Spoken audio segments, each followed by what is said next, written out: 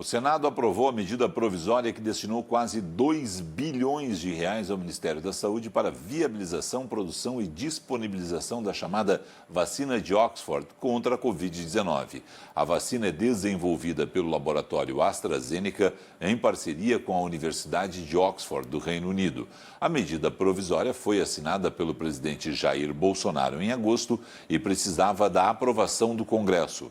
Como o texto foi aprovado com a mesma redação enviada pelo Executivo, segue diretamente para a promulgação sem necessidade de sanção do presidente.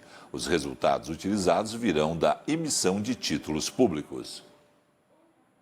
E para falar sobre isso e outros assuntos direto de Brasília, nosso correspondente Rodrigo Orengo, que já está aqui conosco. Boa noite, Orengo. E aí, Ministério da Saúde, corrida da vacina, é um assunto que a gente está com muita atenção, né? É verdade, com muita torcida no Brasil, aqui em Brasília, Brasil afora, para que a vacina saia e saia logo, né? Mas tem todo o protocolo que precisa ser cumprido, né? E liberação de recurso, até porque os contratos são de uma grande magnitude, a gente está falando de 2 bilhões de reais, quase 2 bilhões de reais. Como era medida provisória, esse recurso já tinha sido liberado, mas tinha um risco aqui no Congresso Nacional de a AMP caducar. Aliás, hoje era o último dia de prazo, então ontem já aprovaram na Câmara, hoje no Senado, fim de papo. O assunto está resolvido aqui no âmbito do Legislativo, até para não ter esse problema. Imagina, a essa altura do campeonato, uma medida provisória caducando e deixando de valer por falta de trabalho de parlamentares. Então, pelo menos, esse compromisso eles cumpriram, agora o recurso já está garantido, né? Agora é esperar realmente a promessa do ministro Eduardo Pazuello, tenhamos aí 15 milhões de doses de vacina, da vacina de Oxford, já até fevereiro. Essa é a promessa, 300 milhões de vacinas até justamente o primeiro semestre, né? É a avaliação que o ministro faz, né? É a projeção feita pelo ministro, tendo uma conversa que ele teve ontem aqui com parlamentares. Agora, é o momento realmente de dar respostas aqui no Congresso. Hoje mesmo a Câmara também acabou se movimentando, depois de muito tempo parada. Ontem já tinha votado essa MP, votada a MP de liberação de recursos para a vacina de Oxford, e agora aprovaram o texto base. Os deputados daquela medida provisória que vai substituir o Minha Casa Minha Vida, é a Casa Verde e Amarela, com incentivo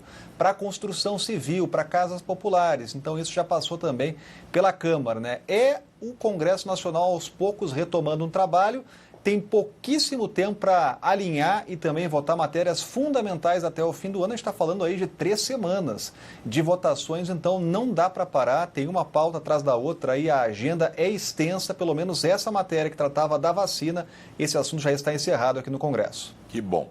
Vamos falar um pouco de economia. O ministro Paulo Guedes está admitindo estabelecer uma meta fiscal fixa, Orengo. É verdade, e depois muitas críticas, né, Felipe? A gente ouvia aqui até de parlamentares, hoje mesmo o presidente da Câmara, Rodrigo Maia, chamou de jabuticaba essa história de meta flexível. E qual era a explicação para isso? Era algo novo, realmente, na conjuntura aí econômica e na definição da autoridade econômica do Ministério da Economia, né? Era definir algo flexível em função da instabilidade, da falta de previsibilidade. Justamente desse momento de pandemia, então deixar algo flexível. Agora o ministro já admitiu que deve mandar justamente um texto estabelecendo essa meta fiscal para ser cumprida, né, como um norte, até uma resposta aí ao mercado. Isso em função da divulgação do PIB, de justamente mais um balanço do PIB, causou muita reação aqui em Brasília. O ministro agora avalia que tem como ter essa previsibilidade, então finalmente vai encaminhar essa meta fiscal. Agora o desafio, Felipe, o desafio fiscal, ele é enorme, é gigantesco. A avaliação que se faz aqui em Brasília é que esse déficit, né, essa diferença entre o que a gente gasta, e se gasta muito na estrutura pública do Brasil, com o que a gente arrecada, até em meio à crise, aos reflexos da crise, esse déficit ele está na casa aí dos 800 bilhões de reais. Vai demorar muito para conseguir equalizar esse déficit. Então, é um grande esforço de equilibrar as contas, né? Então, a partir disso, tem aí essa manifestação do ministro Paulo Guedes de finalmente ter essa meta fixa e não mais a flexível. Em relação ao crescimento do PIB, tivemos algumas críticas aqui em Brasília, partiram justamente do presidente da Câmara, Rodrigo Maia, falando aí em desorganização do governo, dizendo que estava abaixo do previsto, mas uma palavra bastante otimista do ministro Paulo Guedes de retomada aí do crescimento do Brasil nesse momento de muitos desafios. A gente falava, Felipe, a respeito aí do esforço fiscal, do equilíbrio de contas, e tem que lembrar que os parlamentares têm uma missão agora, que é justamente votar um orçamento e abrir espaço nesse orçamento, em meio a toda essa dificuldade de cobertor curto, para atender aquelas pessoas que precisam do auxílio emergencial, que vai deixar de valer no fim do ano, e a ideia é conseguir uma alternativa. Até agora, essa alternativa não foi construída aqui entre parlamentares e o governo. Vamos ouvir Rodrigo Maia. Mas não resolveu o problema, foi baixo. O que está me deixando impressionado é essa coisa de meta flexível que o Paulo Guedes está inventando. Né? Primeira promessa que fizeram que é acabar com o déficit primário. Agora não querem meta para não ter que organizar contingenciamento. Isso é uma sinalização muito ruim. A gente tem que aprovar a LDO com uma meta. Que o governo diga, como o cupom diz, quando toma uma decisão sobre juros, qual é a tendência, que haverá sempre o risco, pela incerteza de que a meta possa ser restabelecida durante a execução orçamentária. Agora, não ter meta, uma meta flexível, é uma jabuticaba brasileira, né? Pequeno, presidente, está suficiente. O tamanho da desorganização do governo. E a comissão, presidente? Nada, né? Comissão do orçamento. O governo está obstruindo a pauta, só agora que começou a trabalhar. Não estou interessado. Vai ter? E aí, Orengo? Pois é, essas divergências não são novidades, né, Felipe? A gente já viu em outras oportunidades, principalmente entre o presidente da Câmara, Rodrigo Maia, e o ministro da Economia, Paulo Guedes. A resposta do ministro foi realmente admitir, sinalizar que vai enviar essa meta fixa, deixar dessa história da meta flexível depois de mais um balanço do PIB. Agora, esse entendimento é necessário agora, né? Que as autoridades públicas caminhem para o mesmo lado, até porque o esforço ele precisa ser conjunto para buscar esse equilíbrio fiscal, buscar alternativas, né, que entrem aí de alguma forma no mesmo caminho entre Executivo e Congresso Nacional, buscar saídas via Legislativo com a mobilização que venha do governo federal. A gente não pode esquecer, Felipe, que no Congresso Nacional, há hoje, entre os líderes partidários, né, o presidente da Câmara, o presidente do Senado, há uma defesa, por exemplo, das reformas. O governo também defende.